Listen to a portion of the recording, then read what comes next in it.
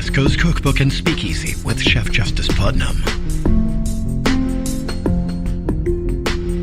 Netrootsradio.com.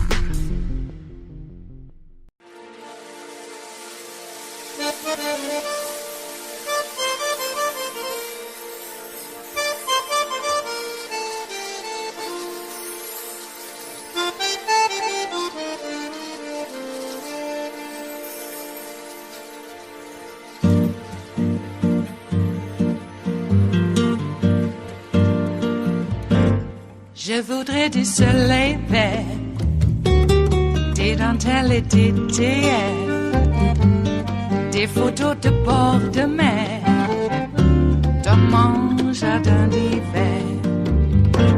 Je voudrais de la lumière, comme en Nouvelle-Angleterre. Je veux changer d'atmosphère, dans mon jardin d'hiver. Ma fleur sous la pluie de novembre, tes mains qui courent, je n'en peux plus de t'attendre. Les années passent, il est loin, là je tombe. Nul ne peut nous entendre. Je voudrais du Fred Astaire. It was the same old lines and same old lies at Donald Trump's first rally of 2022. Spoiler, he's still doing the sad Elvis bit, ranting and raving about the last election. Behold, Grievance Groundhog Day, take number 439. Last year we had a rigged election and the proof is all over the place. We have a lot of proof and they know it's proof. They always talk about the big lie. They're the big lie. They continue to refuse to talk about it. They say, while it is unsubstantiated and the big lie is a lot of bullshit. That's what it is. If you look at the background there, you can see the people looking at their phones, not paying attention to them. But anyway, joining me now is Olivia Troy, a former Homeland Security and Counterterrorism advisor to Vice President Pence. Olivia, great to see you. Thanks so much for being with us. Let me start with this. You and other former Trump staffers were recently having a meeting about ways to stop Trump and more broadly Trumpism. Is there any insight you can give us into what was discussed? Is the group growing? Any names that are coming into the fold that I guess give you some hope that this is gaining momentum? Well, Jim, thanks for having me. Look, it was a preliminary discussion. It was the first time we've all come together as a group. This is a group of people that have worked across the Trump administration at varying levels, whether it be national security or more on the political side of the house, and in different departments. And, I did find it encouraging that it was a much larger number of people who participated in this meeting than I actually expected it to be.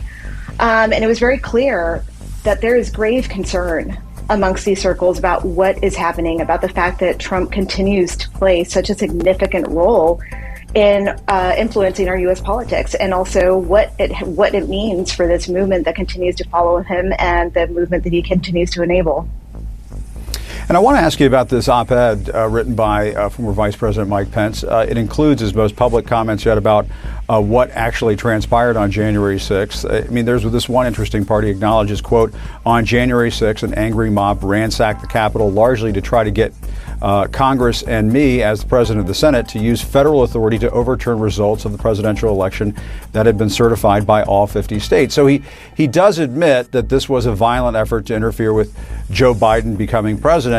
And it wasn't a tourist visit and so on. What's your reaction to that? And, there are parts of the op-ed that make you think that he's still sort of giving credence to Trump's, lies. Well, he is. He certainly is. I mean, I read that op-ed, and while I was like, okay, finally, you're actually publicly acknowledging that this was an angry mob and it was a dangerous situation that day. But then he doubles back on the claims of election integrity, which, is basically code for the big lie. And so when he does that, he's by de facto enabling it. I mean, that's what he's doing. You're enabling the big lie that almost led to your death. And I think he's doing that because he really has no other choice. He is right now scrambling to figure out where his political home is in the Republican Party. And look, it's a party of Trumpism right now. And the sooner Mike Pence realizes this and comes to the conclusion that 2024 is an extreme long shot for him, the better it will be. But, secondary on that op-ed, my concern is when I read that op-ed, I thought to myself, what does this mean for Pence's cooperation with the January 6th committee? Because in that is sort of a hidden message, the way he sort of attacks Democrats and he says, Biden is pushing January 6th as this narrative under the guise of protecting voting rights. I find that really disturbing. And so I hope that this isn't him messaging to them saying, I'm not going to actually come forward and work with you on this.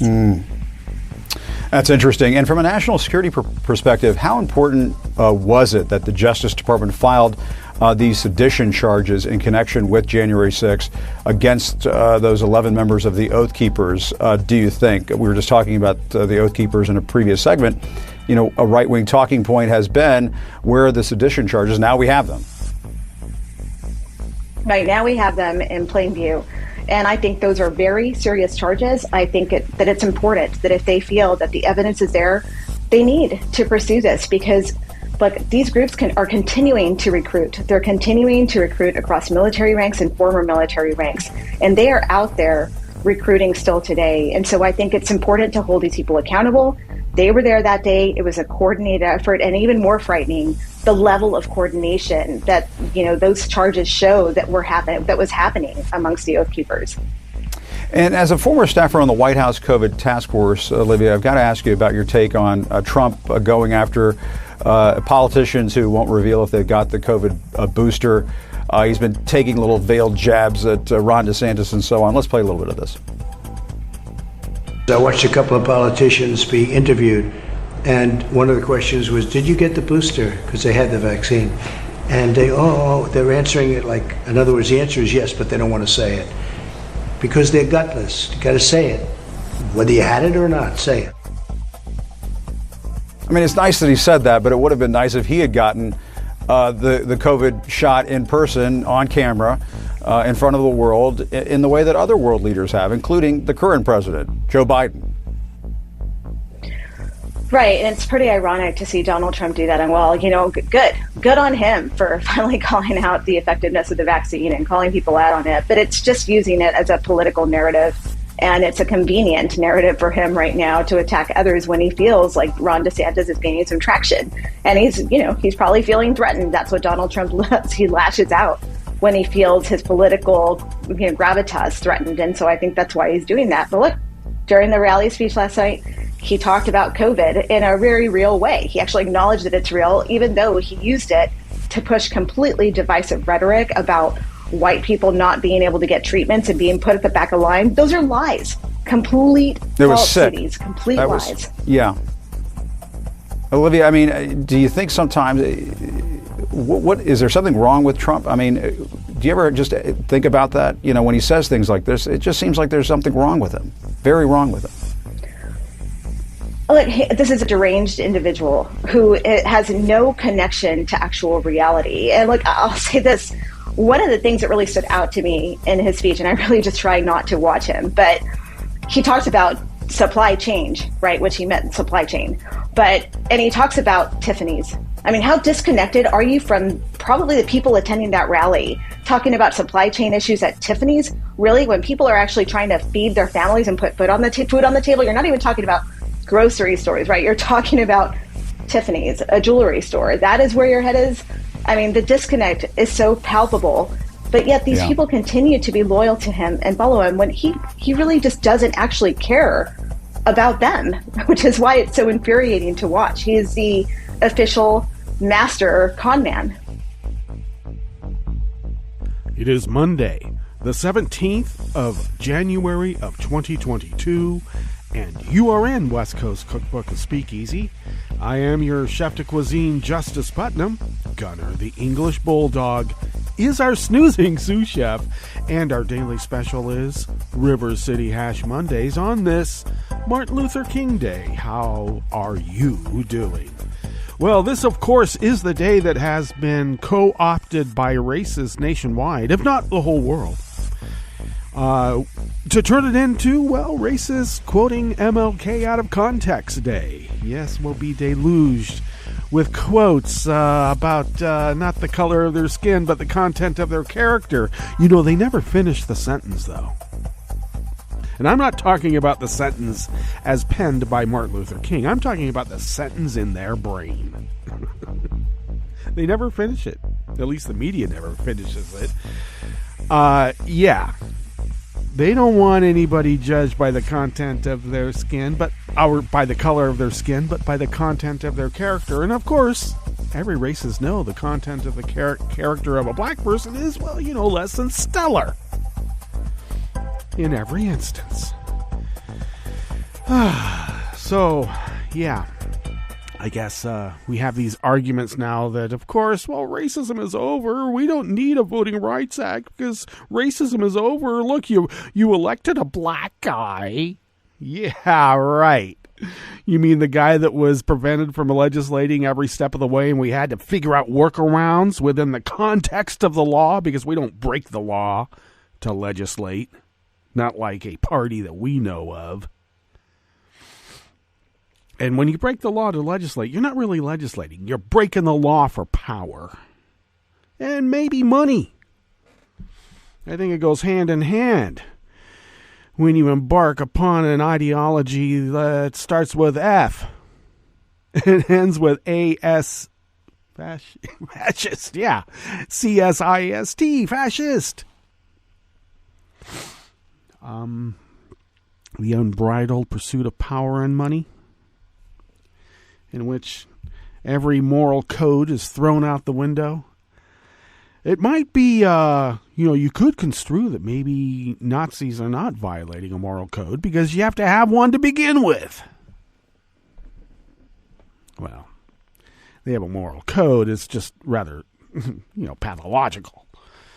Okay, well, it's Martin Luther King Day, and this is actually a day of celebration and of mourning. You know, it can't be stated enough because, I think a lot of people think, oh, wow, Martin Luther King, everybody loved Martin Luther King. In the days before he died, he was pretty much universally hated. White people hated him. A lot of black people didn't like him either. And why? Well, he was like, I don't know. Maybe because of the war or whatever. We need to remind ourselves that the night before he died, he was speaking at he was speaking at a union event of sorts for trash haulers who were on strike. So he was campaigning for workers' rights, labor rights. Wanted to stop the war in Vietnam because, let's be clear, it was pretty much a racist war, okay? Oh, I'm sorry. It wasn't an assault rifle. It was a police action. Okay. You can't call it a war. We never declared war. Yeah, well, that was a workaround, wasn't it? Let's go out and wage war, but not ever call it that. It's a police action. Okay, well, if that's a police action, I guess that explains why the police in America have all this military weaponry. It's not a war on America, it's a police action. So, Martin Luther King was not a well-liked individual, by and large, the day that he died. So it's rather rich to see the most virulent racists taking Martin Luther King's words out of context to justify their bigotry, their racism, their small-minded Burgermeister fascism. Mm-hmm. So, but then we have a cinema going out there on the public record just before she's going to go meet with the President of the United States, who happens to be, the member of her party. Didn't warn anybody, didn't tell anybody. She's supposed to be a sitting senator. Doesn't she know anything about senatorial decorum? Especially within the midst of your own party. So she goes out there and says, yeah, well, John Lewis was my hero, so that's why I'm going to kick him in the teeth when he's dead by not, getting just a strict majority, and we'll keep the filibuster in place for a supermajority because, he's my hero, and you kick your heroes in the teeth. That's how you grow. Okay.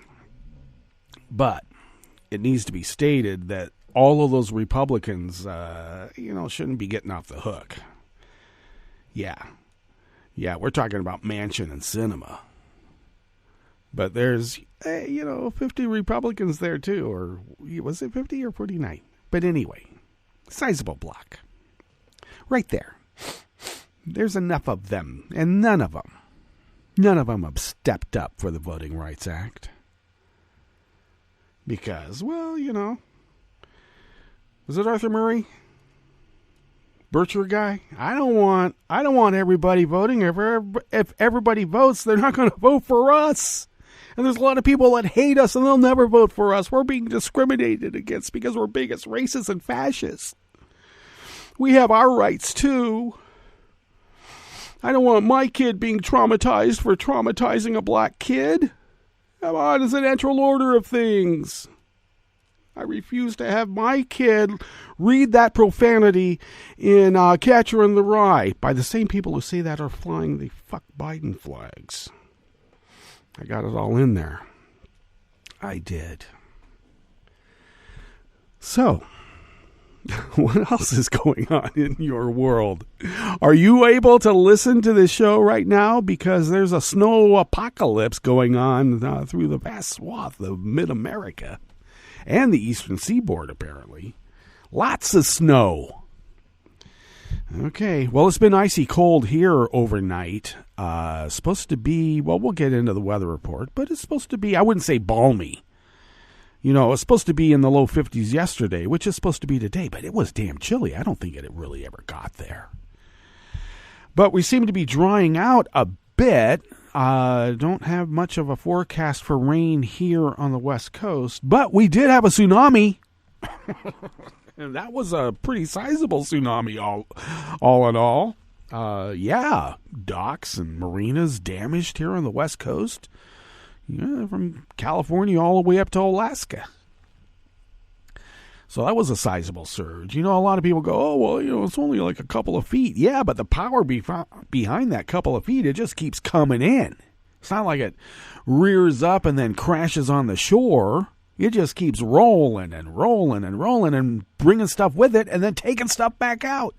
And then the wave behind it is a bit bigger and brings all that stuff back in. Stay out of the water. Don't go watch a tsunami and never turn your back on the ocean, ever. Okay, especially in the coast up here. I mean, there's all sorts of drifting drift logs in the surf that people don't see. And then suddenly there's this tree coming at you broadside and you can't get out of the way. And some of them don't even see it. Or what's even sadder is that people will be sitting on these drift logs thinking they're far enough from the water, and the water pushes in and lifts that log up while they're on it, and then they get crushed among all the other flotsam. Never turn your back on the ocean. And never go drive to watch a tsunami. What are these people doing? Jesus, Mount St. Helens going to blow up. Let's go drive and look at it, okay? We'll be here at the base of the mountain. We'll be far enough away. Okay. People did, too. It was stupid. Some people thought that 20 miles away was far enough, and it was not. Pyroclastic flow and the heat that was generated and the wind that came before it fried them, and then the pyroclastic flow burned everything else up.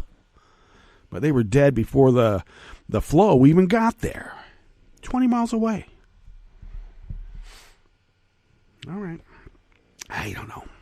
I guess people are drawn to tragedy, hazards, and, maybe watching their own demise. I'm sorry. I'd like to put that off for a while. Okay, well, why don't we go ahead and get into the curated part of the show? We could just keep going on. Oh, you know what? Actually, I need to mention this because there was no way I could find a current link without going through a paywall.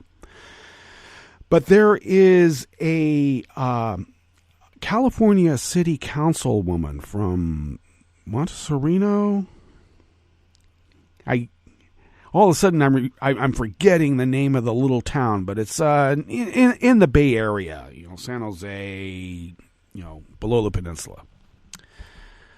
And she, for the last at least 7 federal election cycles, has voted also in Oregon. Republican city councilwoman committed voter fraud. For 7 election cycles, at least. Now, I should add that the last 2 election cycles, her voter fraud was the only voter fraud that happened in the county in the last 2 election cycles. Her defense is that she owns property here in Southern Oregon, so she has a legal right to vote here too. I guess only a fascist Republican burgermeister would think like that. The properties and homes that she keeps here are rightfully identified as vacation properties. Her residence is in the town that she resides in and is a city council member. Now, what makes the story even more bizarre is that she was first indicted for this long-running voter scam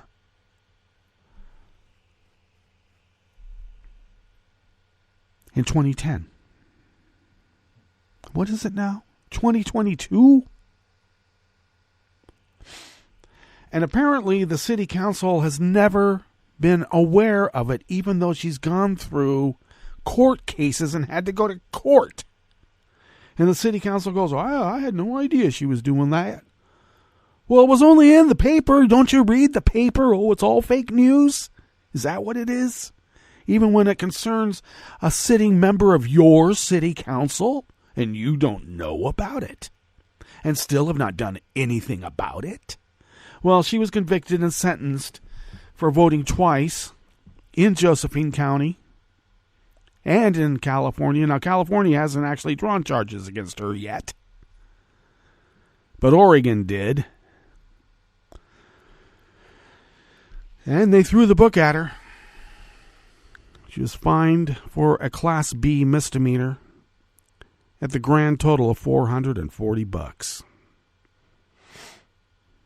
Yeah, $440 for voting in California and voting in Oregon, and that's her penalty. No jail time. $440 fine. Pay at the window.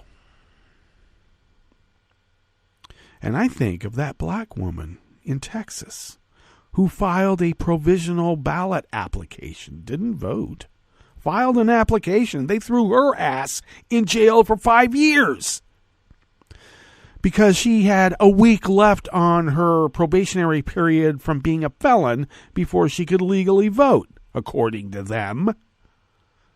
And they threw her ass in jail for 5 years. Never voted. Filed an application just to get a ballot. And this white Republican city councilwoman from California voted in California and voted in federal presidential elections, local elections twice. And she's maintaining she's innocent. She has a legal right to do that. Where does it say that you can do that? It has always been a crime. But is that going to deter her or any other Republican from doing the same thing? No, they do it in that retirement home in Florida. They have massive voter fraud coming from that retirement village, and it's all from maggots. They commit crimes and they think, oh, well, we're good people. What about all those bad people out there, those commie Democrats? They got to be doing worse crimes than we ever done.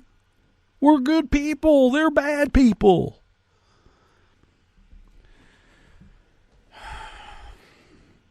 it's a cult of psychopaths. All right. What do we do about it? I mentioned it. It sounds draconian. But the gated communities are already built. They have their little strip malls. They have their fake lakes with their fake water fountains in their fake lakes with their fake marinas. They have all that they need. Just turn the guard shack around, close the gates, and keep them in. Maybe force read them Catcher in the Rye. Maybe. I don't know. I don't know if that's actually a good book to give a bunch of antisocial psychopaths. But hey, here we are. What's on the curated part of the show here at West Coast Cookbook and Speakeasy? Well, at the top, that was Olivia Troy, the former advisor to Vice President Mike Pence, speaking about a meeting between ex-Trump staffers focused on preventing Trump's future influence on U.S. politics. And later reportage comes out there was a lot more former Trump people at that meeting than was first reported. On the rest of the menu, GOP lawmakers responded to free KN95 masks, not with thanks. No, they performed true to form. They responded with racist anti-Asian attacks. The CDC urged Americans to wear the most protective mask you can amid the recent surge in infections. Those little surgical masks, the little blue pleated ones, those aren't good enough. You got to get a KN95 or an N95. You've got to have the bridge support there on the nose. Pinch that in. It's got to fit tighter to your face. I'm sorry. No more cloth masks. And DirectTV's decision to drop One America News could financially cripple the propaganda shop. And it's made Trump very, very mad. After the break, we move to the chef's table, where Ukraine said that Russia is behind a cyber attack in an increasing hybrid war. And New Zealand and Australia were finally able to send military surveillance flights to Tonga to assess the damage from the Pacific volcano. All that and more on West Coast Cookbook and Speakeasy. Bon appetit.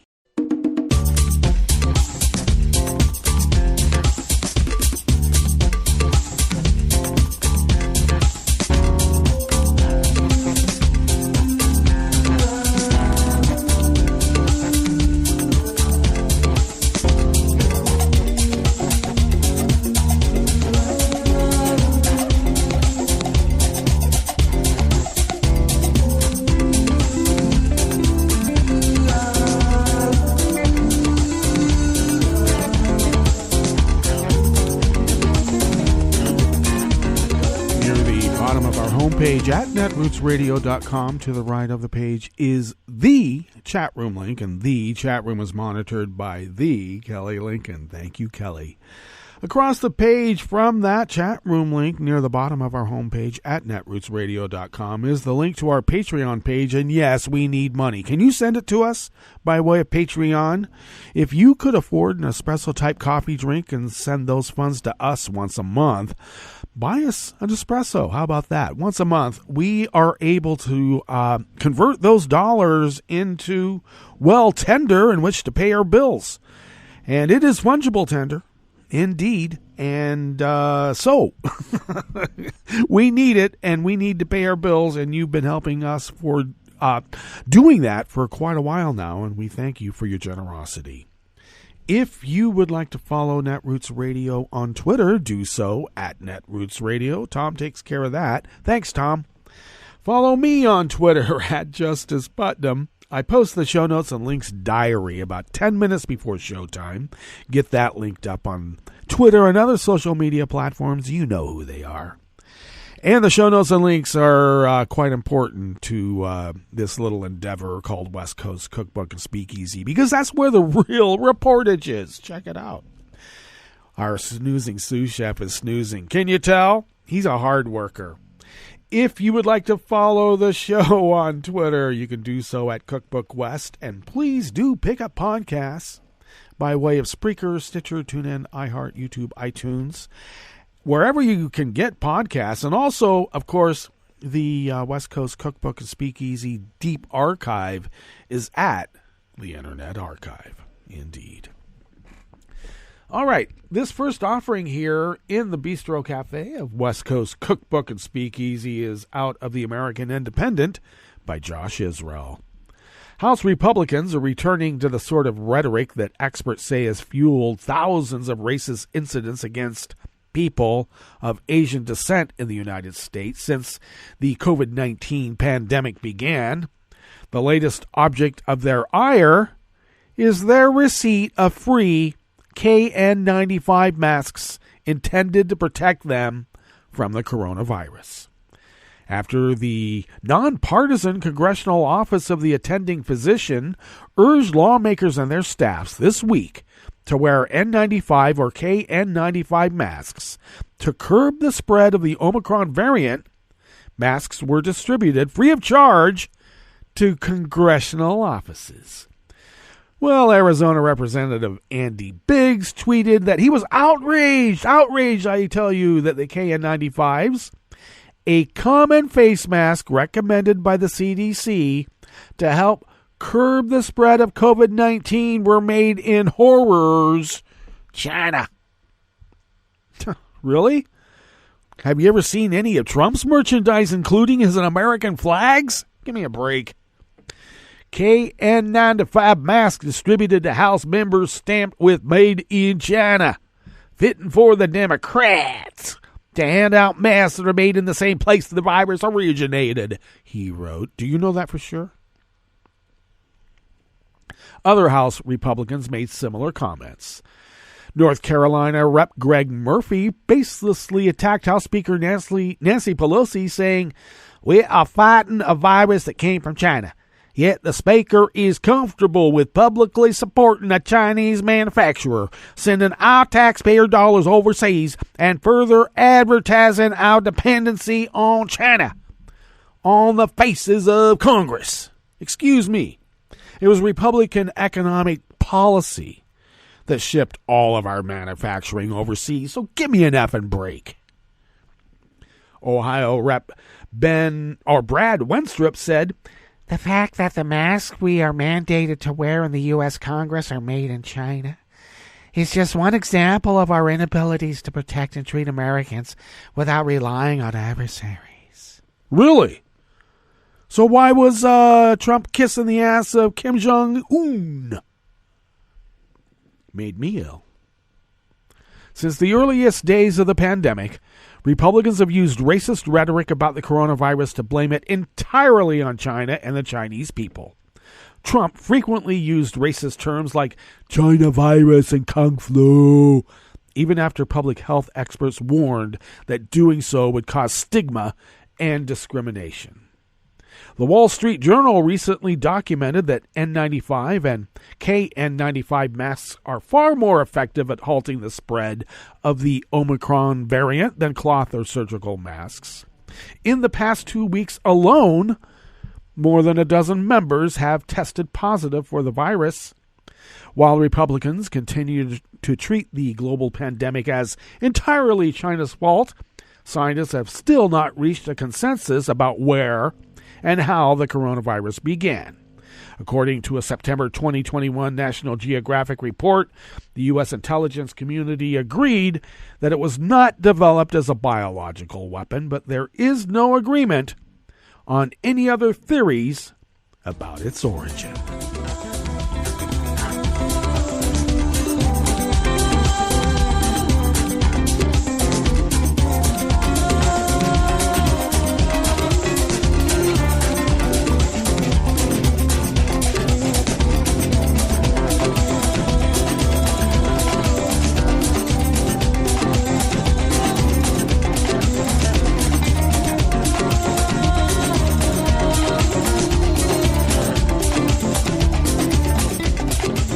Shepardson and Lisa Bartolene of Reuters brings us this next offering here in the Bistro Cafe of West Coast Cookbook and Speakeasy River City Hash Mondays. The U.S. Centers for Disease Control and Prevention revised its guidance for Americans on wearing masks to prevent against COVID-19, recommending donning the most protective mask you can, while stopping short of advocating nationwide usage of N95 respirators. The CDC, an agency critics have accused of offering shifting and confusing guidance amid the pandemic, critics who don't know diddly about science and they want to use it for political ends. Okay, let's be clear about that. Clarified on its website that people can choose respirators such as N95s and KN95s, including removing concerns related to supply shortages for N95s. Americans should wear the most protective mask you can that fits well and that you will wear consistently, the CDC added. The U.S. leads the world in COVID-19 deaths, even as it battles a surge of cases involving the fast-spreading Omicron coronavirus variant. Complicating matters is the refusal of some Americans to get vaccinated. You know, the unwashed, brainwashed. President Joe Biden said that the federal government plans to make high-quality masks available to Americans for free. In another step, the White House said the government will begin shipping 500 million COVID-19 tests to Americans later this month without charge.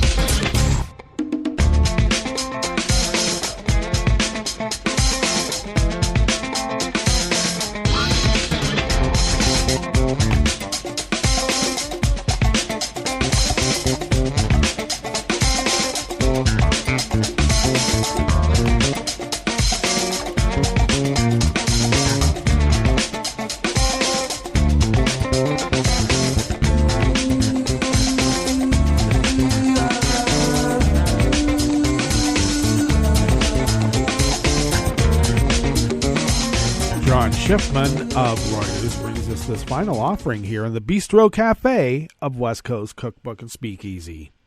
The largest satellite provider in the United States said late on Friday it will drop One America News, a move that could financially cripple the right-wing TV network known for fueling conspiracy theories about the 2020 election. You know, a propaganda shop.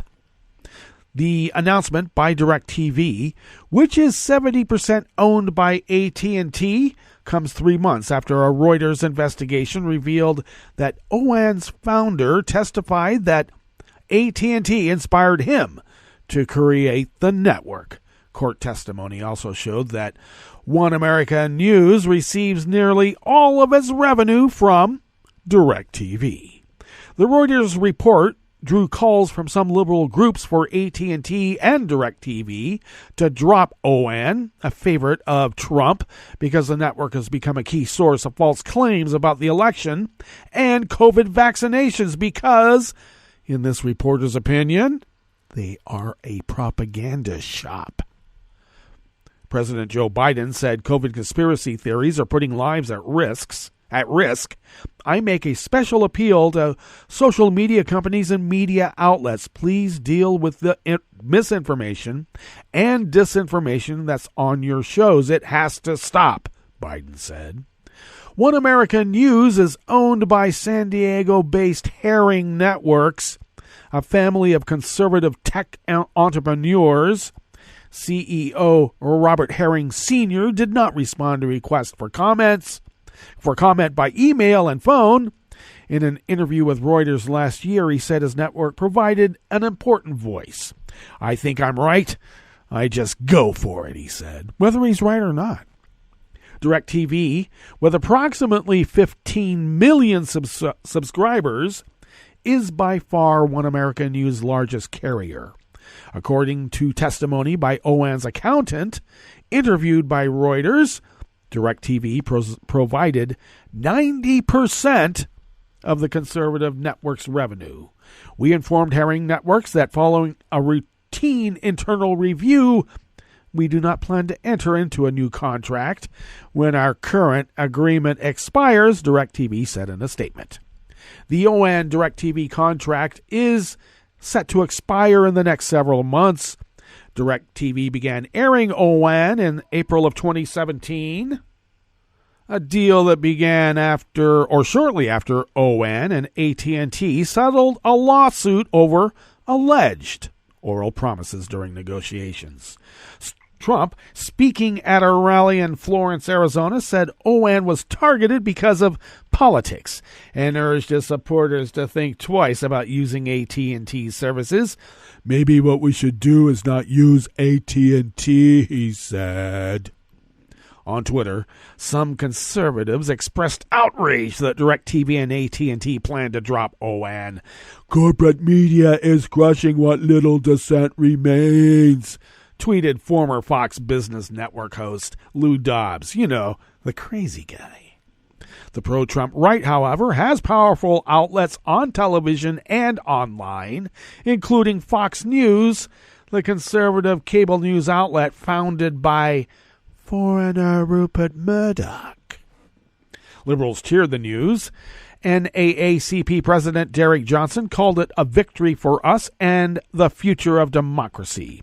In a statement, Johnson added, at a time when we are seeing our rights infringed upon, OAN only seeks to create further division. We must continually choose truth over lies and common sense over hysteria.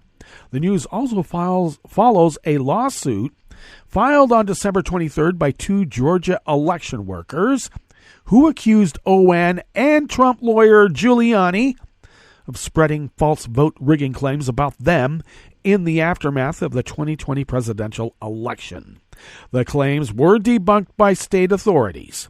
OAN has denied it's done anything wrong because they are a propaganda shop hiding behind the First Amendment. In this reporter's opinion, of course. DirectTV did not elaborate on why it planned to drop OAN. Earlier, an AT&T spokesman said the company airs many news channels that offer viewpoints across the political spectrum. The Reuters investigative report in October cited sworn statements in which OAN's founder and his son testified that the inspiration for the conservative network came from AT&T executives. They told us they wanted a conservative network, the elder Herring said in a 2019 deposition. They only had one, which was Fox News. And they had 7 others on the other left-wing side. When they said that, I jumped to it and built one. During a 2020 court proceeding, a transcript shows an OAN lawyer told the court if Herring Networks, for instance, was to lose or not be renewed on DirectTV, the company would go out of business tomorrow. Well, that brings us to our break. And when we get back from that break, we will go through weather from around the world, and we will finish up with the stories that we've curated for you today. You are listening to West Coast Cookbook and Speakeasy, and we will be right back. You are listening to netrootsradio.com. Please hang up and try again.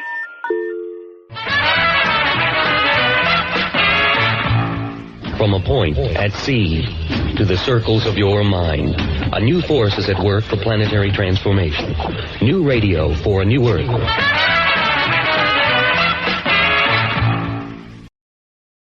This is Take New Movie Review. I'm Clinton Johnston. This week, Joel Coen's Usual Suspects. Who knew Joel Coen had this movie in him? I mean, I should have, because Coen has shown already in his past work that he's a master of tone and pacing, unlike me, that he can create weird and beautiful worlds, and that he gets great people to deliver memorable performances. And he works with Frances McDormand. But with the tragedy of Macbeth, Coen shows what you can do when you gather good people behind the camera as well as in front. Cinematographer Bruno Del Bonell was with Coen in The Ballad of Buster Scruggs, and before that, he did Miss Peregrine's Home for Peculiar Children, Inside Llewellyn Davis, and Across the Universe. He and Coen, along with Mary Zoffreys, who did costumes for the Coens in True Grit, and along with editor Lucien Johnston, also with Coen in The Ballad of Buster Scruggs, and along with longtime Coen composer Carter Burwell, have put out a movie that is wonderfully theatrical while simultaneously being robustly cinematic. Production designer Stefan Deschamps, who did Call of the Wild, Welcome to Marwen, and Tim Burton's Alice in Wonderland, steps from his more colorful fare to handily design for black and white.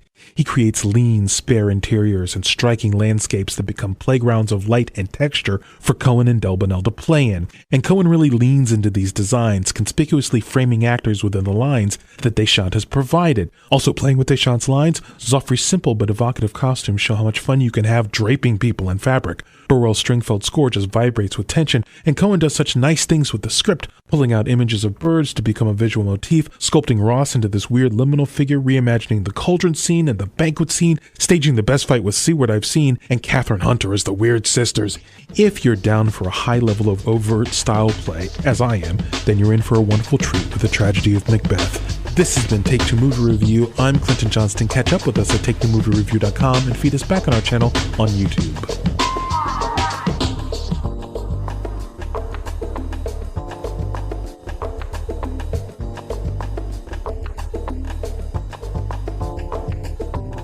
This is an important message from the U.S. Department of Health and Human Services. When it snows this winter, make sure you clear more than your driveway. Before you hit the road and before you get in the driver's seat, check to be sure that your vehicle's tailpipe is clear of snow. If the tailpipe is blocked, carbon monoxide, an odorless, colorless, and deadly gas produced by your engine can build up quickly inside your vehicle, poisoning anyone inside. To learn more, call 1-800-CDC-INFO. That's 1-800-232-4636.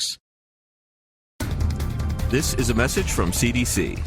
After hurricanes, tornadoes, and floods, standing water and excess moisture help mold grow in your home, garage, and other structures. When you return to a home that has been flooded, know that you're likely to have mold. Mold puts your family's health at risk. If you have mold growing in your home, you should clean it up and fix other water problems, such as leaks in roofs, walls, or plumbing. Keep your children and pets out of affected areas until you've cleaned. Control moisture in your home to prevent mold growth. To remove mold growth from hard surfaces, use commercial products, soap and water, or a bleach solution of no more than 1 cup of household laundry bleach in 1 gallon of water. Follow the manufacturer's instructions. Never mix bleach with ammonia or other household cleaners. It will produce dangerous, toxic fumes. Open windows and doors to provide fresh air. For more information, visit cdc.gov or call 1-800-CDC-INFO. Hi, I'm Tom Hartman, and since you're listening to netrootsradio.com, show your progressive side and go to the donate button on the bottom of the homepage. It's progressives like you who power Netroots Radio and keep the progressive message beaming everywhere 24 hours a day. Just go to our donate button at the bottom of netrootsradio.com.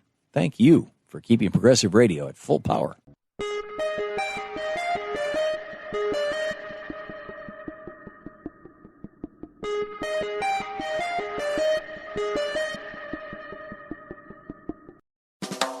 Welcome to 60 Second Civics, the daily podcast of the Center for Civic Education. I'm Mark Gage. The Townshend Acts are the now infamous group of duties passed by Parliament in June 1767. These were passed after Britain had withdrawn the Stamp Act, which caused widespread unrest and organized resistance in the American colonies. The Townshend Acts levied new taxes on items imported from Britain, such as tea, paper, china, and glass. These were items that the British Chancellor of the Exchequer, Charles Townshend, thought would be difficult for the colonists to produce themselves. The colonists objected that because they could not elect members of Parliament, they should not have to pay taxes imposed by Parliament. These new taxes prompted American women to take action. The Daughters of Liberty formed at about the same time as the Sons of Liberty.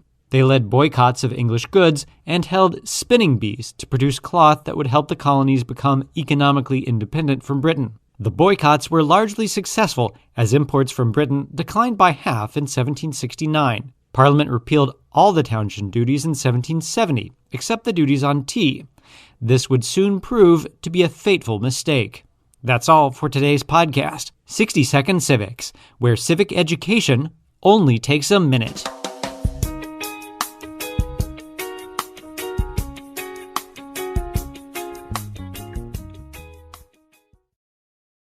Can a person who is intellectually disabled be executed? I'm Bill Newman, and this is the Civil Liberties Minute. Theoretically, no, because the Supreme Court in 2002 held that the Eighth Amendment prohibition against cruel and unusual punishment forbids the government from executing people who are intellectually disabled. But there's what the law says, and then what the law does.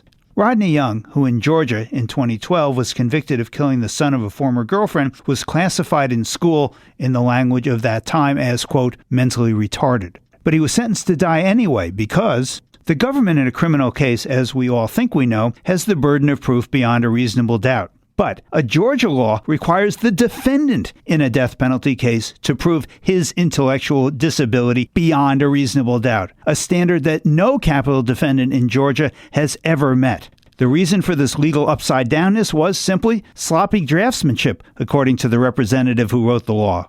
Georgia is the only state with this requirement. Other states require the defendant to prove the disability by the usual civil standard of preponderance of the evidence. The Georgia Supreme Court recently upheld this law, and the Supreme Court is being asked to review that decision and decide whether a state can impose such an enormous burden on a defendant who is asserting a constitutional right and whose life hangs in the balance. The Civil Liberties Minute is made possible by the ACLU because freedom can't protect itself. I'm Rick Smith, and this is Labor History in 2.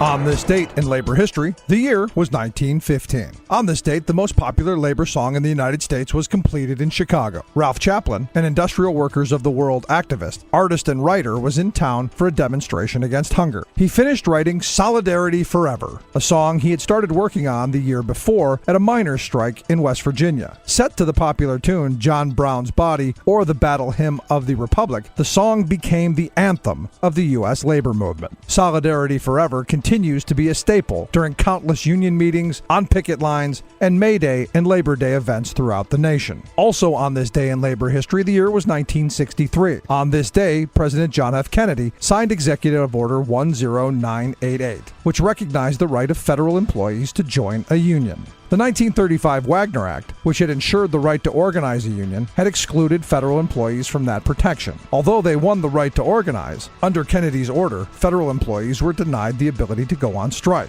Even with this limitation, this executive order is considered very important in U.S. labor history. Not only did it allow federal employees to unionize, it also helped light a spark for public sector unionism at the state level. Today, approximately half of all union workers are in the public sector.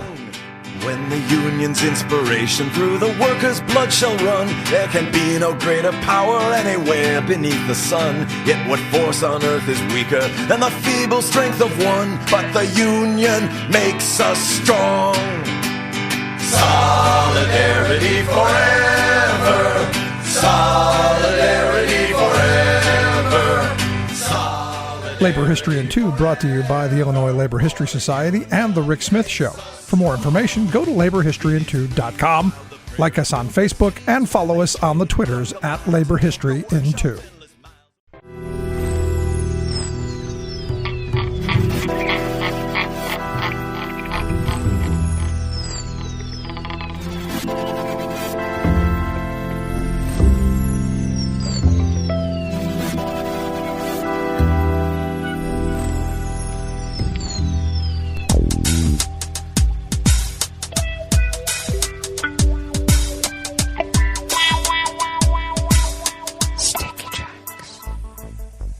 Thank you for accompanying us here to the Chef's Table at West Coast Cookbook and Speakeasy River City Hash Mondays. We always begin, whether from around the world, along the banks of the Rogue River and the Rogue River Valley of Southern Oregon, on the west coast of the continental United States of America, where it is currently 31 degrees Fahrenheit, expecting a high in the low 50s. Morning fog, then mostly cloudy this afternoon. Winds will be light and variable. Partly cloudy tonight with increasing clouds after midnight. Lows in the mid-30s. Winds remaining light and variable, as they will tomorrow, when we will be mostly cloudy with highs in the low 50s. Confirmed cases of coronavirus in Jackson County have increased once again, though the update from the weekend will be made sometime tomorrow. Up to late Friday, we had 309,029 confirmed cases, and our deceased stands at 408. Pollen is rated as none here in Rogue River proper. The air quality index for the region is good at 29 parts per million, and the daytime UV index is low at level 2. Barometric pressure is holding steady at 30.12 inches. Visibility is down to a quarter mile, and relative humidity is at 95%. Weather from around the world is brought to you by a crowd of crowdsourced weather stations that crowdsources from around the world. Trying to stifle a sneeze. Maybe I did it. Maybe I'll sneeze. I hope I don't. Okay. London is 48 and sunny. Paris is 45 and cloudy. Rome is 56 degrees and fair. Kyiv is 33 with light snow. Kabul is 34 degrees and cloudy. Hong Kong is 60 and partly cloudy. Tokyo is 41 degrees and fair. Sydney, Australia is 76 degrees and mostly cloudy. San Francisco, California is 50 degrees with rain showers. And New York, New York is 38 degrees Fahrenheit and cloudy. And that is weather from around the world, brought to you by a crowd of crowdsourced weather stations that a crowd crowdsources from around the world.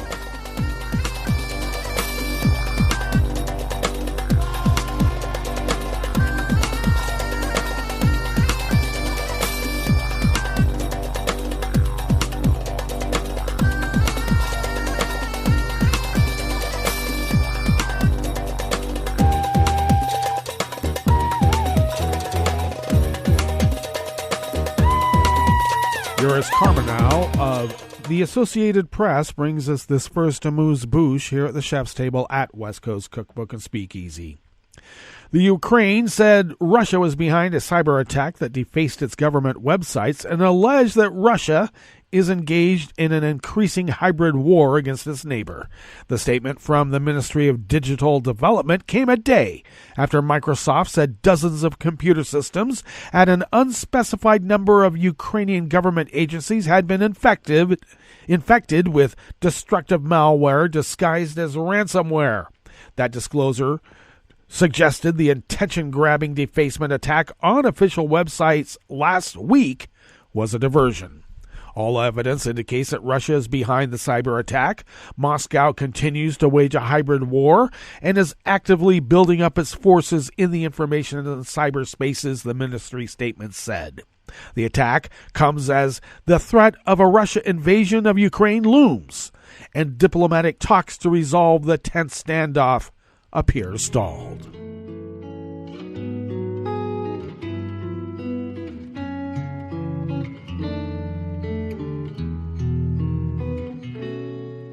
Je te donne ce mon amour pour la vie entière. La promesse de me trouver à tes genoux.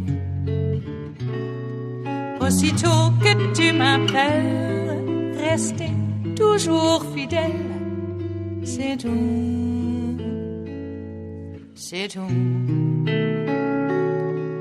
Je te donne tous mes printemps, mes étés de mer, mes automnes quand les feuilles tombent partout. Si ce n'est pas une bonne affaire, je te donne tous mes hivers. Nick Perry of the Associated Press brings us this final amuse-bouche here at the chef's table at West Coast Cookbook and Speakeasy. River City Hash Mondays. New Zealand and Australia were able to send military surveillance flights to Tonga today to assess the damage a huge undersea volcanic eruption left in the Pacific island nation. A towering ash cloud since Saturday's eruption had prevented earlier flights. New Zealand hopes to send essential supplies, including much-needed drinking water, on a military transport tomorrow, Tuesday. No casualties have been confirmed on Tonga, although a British woman was reported missing. The UK Foreign Office said it was supporting the family of a British woman reported missing in Tonga and are in contact with the local authorities. Communications with Tonga remained extremely limited. The company that owns a single underwater fiber optic cable that connects the island nation to the rest of the world said it likely was severed in the eruption, and repairs could take weeks.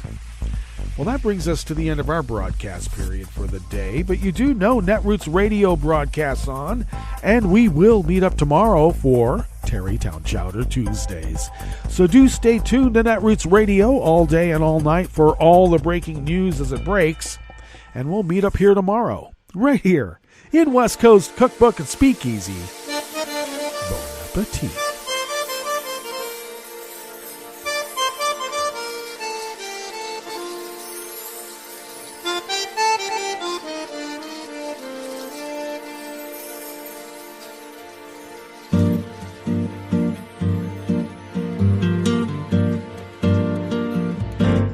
Je voudrais du soleil vert, des dentelles et des théâtres, des photos de bord de mer, dans mon jardin d'hiver.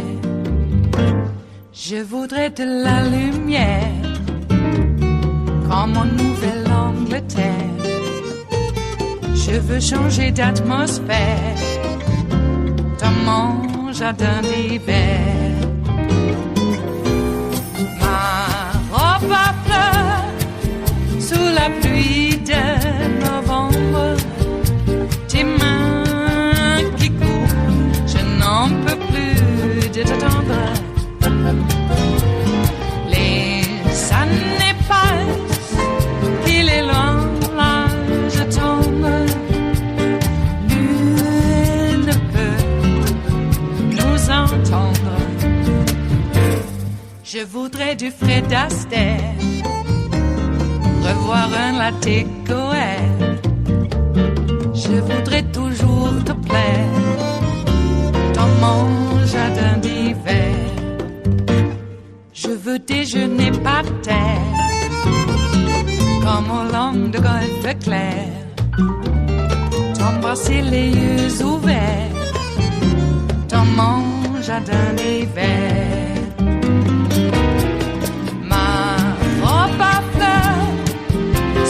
Pluie de novembre, tes mains qui courent, je n'en peux plus de t'attendre. Les années passent, il est loin, là je tombe. Nul ne peut nous entendre. Ba-da-da-dum-di-da-dum. Ba-da-da-dum-di-da-dum. Ba-da-da-dum-di-da-dum. Dans mon jardin d'hiver. Ba-da-da-dum-di-da-dum. Ba-da-da-dum-di-da-dum. Ba-da-da-dum-di-da-dum. Dans mon jardin d'hiver. Dans mon jardin d'hiver. Dans mon jardin d'hiver.